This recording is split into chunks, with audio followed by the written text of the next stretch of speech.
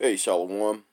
This is Shalomar from the GMS Atlanta Church. First and foremost, I want to give all praises, honor, and glory to Yahweh, by Hashem Yahweh Shah, by Hashem Rakakwadash. Double honors to my elders and apostles, a great millstone that teach and rule well. Peace and safety to the elect of Israel that consists of you Negroes, Latinos, and Native Americans. Shalom to the elect. This is going to be a quick lesson based off of Revelations 9, chapters 1 through 12, and World War I with images. So I'm going to go ahead and get started on chapter 1 and basically do a brief description of the precept and associate it with some of the images I have on the left side of the screen. So it says, "And the fifth angel sounded, and I saw a star fall from heaven unto the earth, and to him was given the key of the bottomless pit." So that bottomless pit, first of all, I just want to put this out there. Yahweh Bashim Yahweh Shah is running this whole thing. Nothing goes forth without his say so. And he has the angels carrying out his will. So these angels are actually making things happen on earth with the order of Yahweh Bashim Yahweh Shah. But I'm gonna read that one more time. It says, "And the fifth angel sounded, and I saw a star fall from heaven unto the earth, and to him was given the key of the bottomless pit." And that bottomless pit is Europe, the continent of Europe. And they call it a bottomless pit because it's basically a dried up, gloomy place where a lot of wars have been fought, a lot of conquering has been done. Um, and just looking into the history of Europe, it's just like it's like I want to say like a depressing area of the earth. There's no resources. It's just, it has like a lot of history of war and conquering. But to continue to read, this is verse 2. It says, and he opened the bottomless pit, and there arose a smoke out of the pit, as the smoke of a furnace. And the sun and the air were darkened by reason of the smoke of the pit. And that smoke of the pit is this image you see right here. You have the soldiers on the ground. You have the smoke. The whole sky is actually smoked up, but you have areas of dark smoke. It's real gloomy, and that smoke came from the uh, the fire from explosions and planes being shot down. Planes chasing other planes, chasing them down and shooting them out of the air. They called it dog fights. Not only that, you have soldiers down there, you have explosions going on. So it's a lot of smoke and a lot of fire going on. But that's the smoke out of the bottomless pit. During World War I, most of the continent looked like this because it was fighting and battles going on everywhere.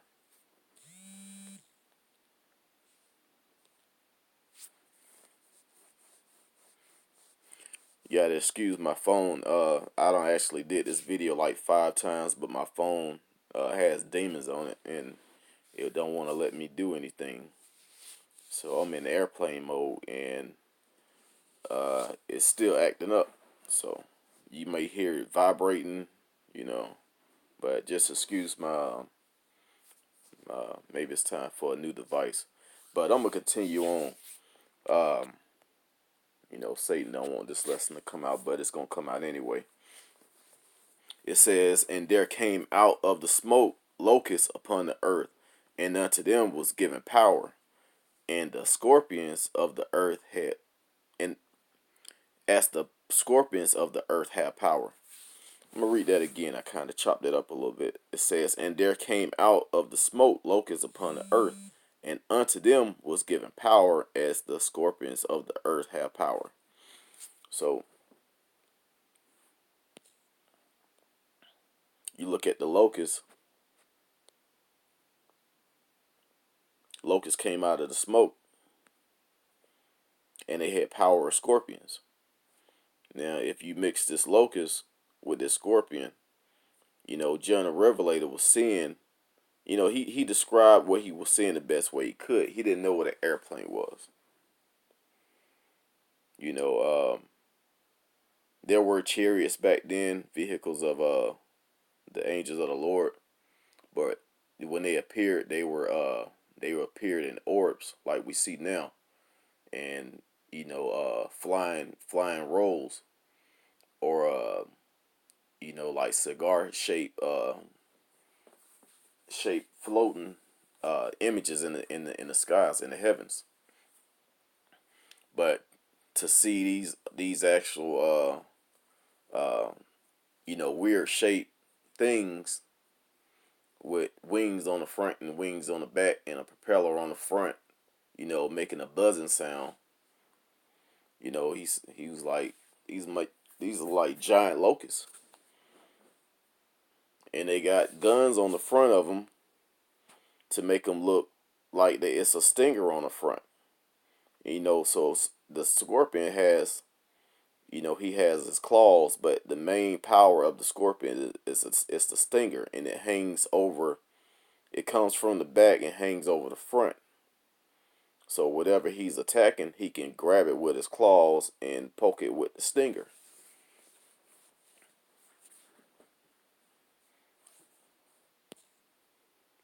So also you have,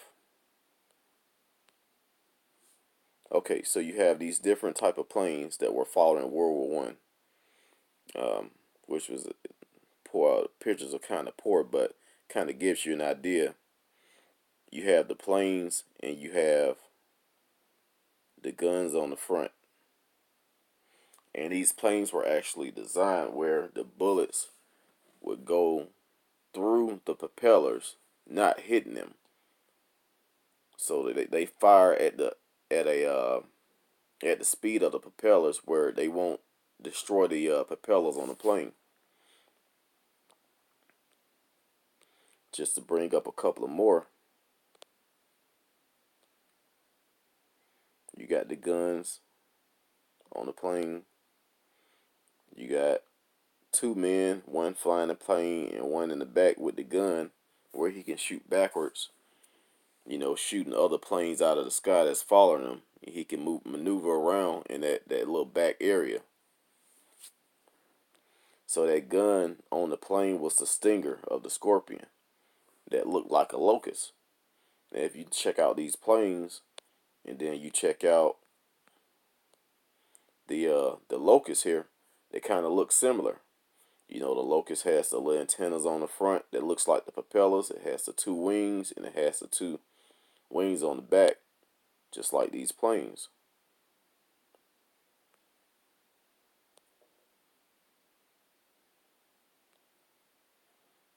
You got the front wings, and then you got the back fin or the back wings of the plane. And then you have the power of the scorpion, which is the gun that came from the back of the plane shooting forward through the front just like a scorpion attacks. Alright, so I'm going to continue on verse 4.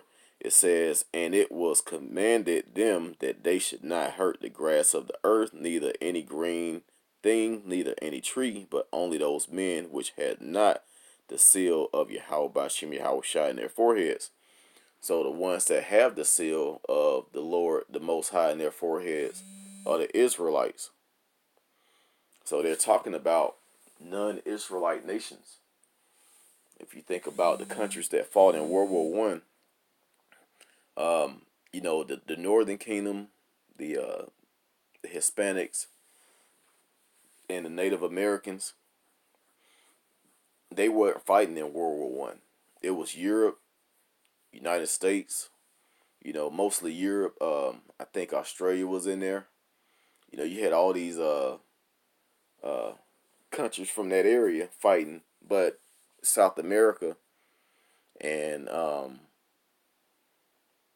yeah, South America and the islands, the South American islands, from like Cuba and Jamaica and you know the Haitians and all of that.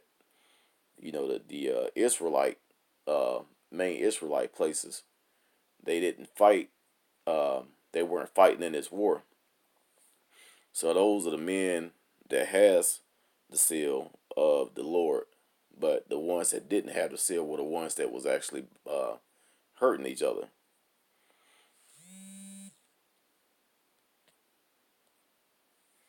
All right, I'm gonna continue to read. It says, "And to them it was given that they should not kill them, but that they should be tormented 5 months.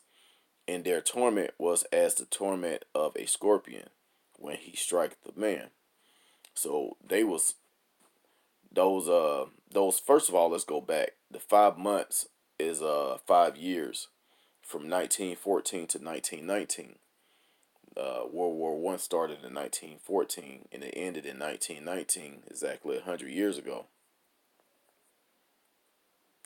So that's what the 5 months is associated with, and that torment was basically the war that was going on. And they didn't. These other countries weren't like killed, like wiped out. They still remained, but they were hurt. A lot of lives were lost, a lot of casualties, and a lot of serious injuries. And that goes into verse 6. It says, "In those days shall men seek death, and shall not find it, and shall desire to die, and death shall flee from them." So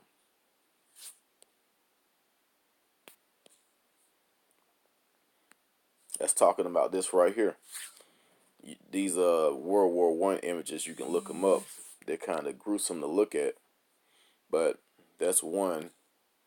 And here's another one that you'll find online. This man half his face is blown, his nose and his mouth and part of his jaw is gone. Probably from an explosion or one of those large bullets coming from those machine guns that were on the planes. But you had a lot of men that were injured like this and didn't die. You can sustain an injury like this and still continue to live. You're just be in a lot of pain and can't really eat like you want to. And of course, your senses are all messed up. But he can still see. He still have his sight, and he still breathes. So I'm pretty sure this man desired to die, and you know the devils in charge tried to save him uh, the best way they could. So he continued to live with these injuries. He got a big hole in his face. I don't think nobody would want to live like this. So that's talking about verse 6. With these injuries, these men desire to seek death. They want to die from these injuries, but they're being kept alive.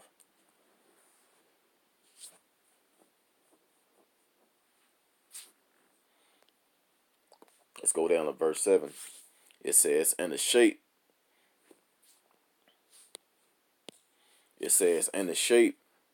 of the locusts were like unto horse prepared unto battle, and on their heads were as it were crowns like gold, and their faces were as faces of men. So they actually back in World War I, and I think in World War II as well, they used to paint faces on the planes. Some look like sharks, some look like monsters, some look like men. But and then they had the propellers on them. So I'm gonna read that again. It says, "And the shape of the locusts, which were the planes, were like unto horses prepared unto battle." And horses are associated with power, great power. So these were locusts. Uh, they were the planes were the shape of locusts, and they had great power. Prepared to battle, and on their heads were as it were crowns like gold. So they had they had the propellers propelling them, and then they had faces painted on them. So that's what exactly what Revelation 7 is talking about. And it says, and they had hair as hair of women, and their teeth were as teeth of lions. So the teeth is talking about like the strength, and the hair is actually talking about the helmets. So this Revelation 7 and 8 are describing soldiers in battle and also the planes. You had soldiers, some German soldiers, with helmets like this, with the hair of women.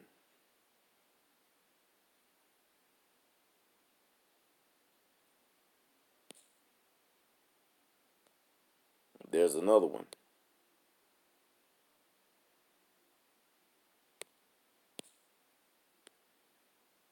And these are the Russian soldiers. They used to wear these big hats to keep warm, and they look like it looks like a lot of fur. It looks like that some of them look like they have afros.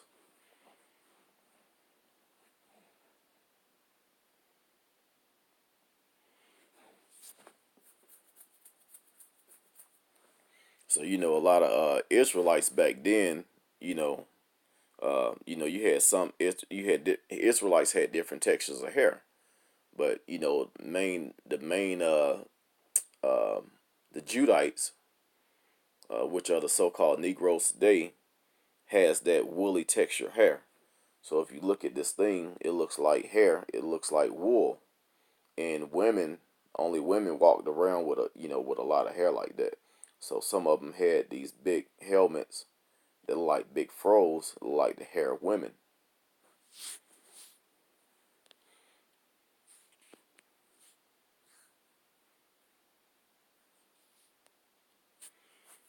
Verse 9 says, and they had breastplates as it were breastplates of iron, and they had sounds of their wings was as the sounds of chariots, and many horses running to battle.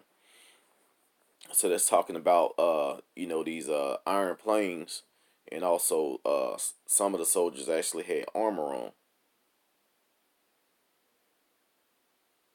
and that lets you know that these locusts were were loud, because it says they had the sound of chariots.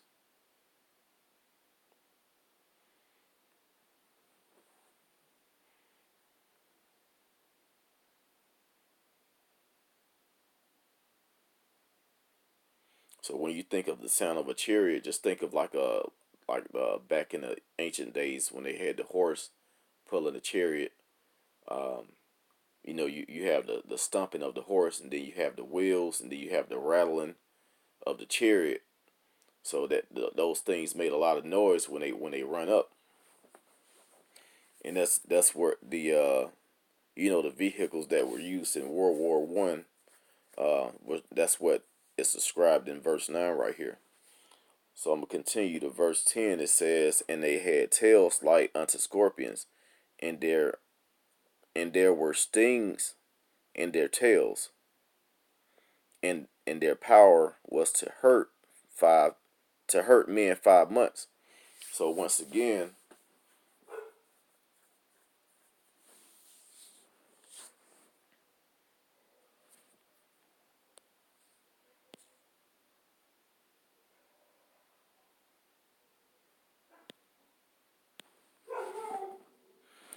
okay, shalakia for that.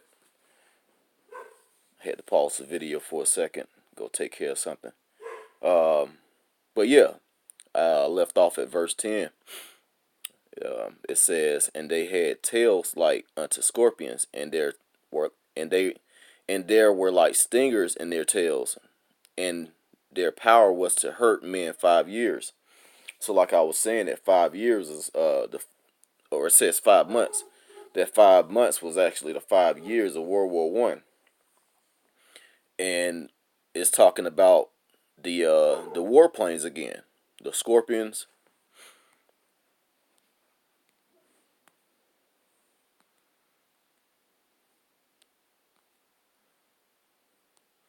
Okay, there we go. The Scorpions, um, and the with the stingers that hurt, the stings on their tail, and as you see, the plane has a guy flying in the front and then a guy on the back of it. He's not really in the back; he's really in the middle. But some of them had guys all the way in the back, and some had the guys in the middle. But that's the stinger, which is the gun. But verse 11 it says, "And they had a king over them, which is the angel of the bottomless pit, whose name in the Hebrew tongue was Abaddon." Abad is destroy or destruction, and Abaddon is destroyer. But it says, but in the Greek tongue, his name was Apollyon. So this guy that they're talking about, this king, is talking about this guy right here,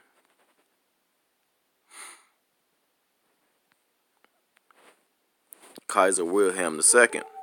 I'm just gonna give you some information on this guy. He was he was a German, and he was a king.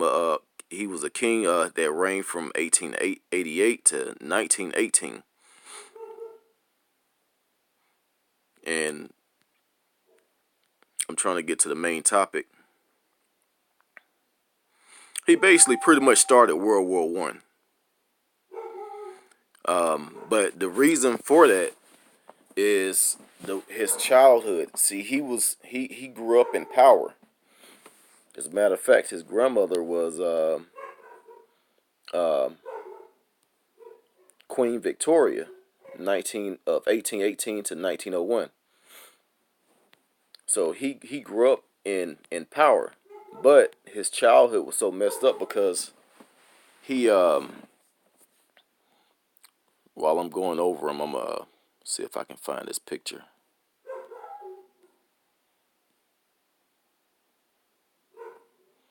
Okay, it's not gonna let me pull it up because I'm in airplane mode, but actually his picture is supposed to be somewhere around here. But anyway, yeah, this guy, he had birth defects where he couldn't stand up straight, and one of his arms were weak and it stopped growing. So it was one arm was smaller than the other. So every time you see him in an image, you'll see his arm kind of like crouched a little bit. Um, it's kind of like folded, not folded, but it has like an arch in it because it's smaller than the other one. And he has to stand up straight, but his that was he had a birth defect that wouldn't allow him to stand up straight. So when they was treating him when he was a child, they used some type of shock treatment to allow him to stand up straight, which was seriously painful, along with other methods they used on him. It gave him, he they basically turned him. He was a psycho. So you give a psycho power, and you have war. So that's who that great king was in um, verse 11. As a matter of fact, here it is right here. It says Wilhelm's childhood was shaped by two events, one medical and one political. His birth had been traumatic in the course of a complicated delivery. The doctor permanently damaged Wilhelm's left arm, and in addition to his smaller size, to its smaller size, the arm was useless for such ordinary tasks as cutting certain foods with a knife. at mealtime. So this guy, he couldn't, his one of his arms was pretty much useless. And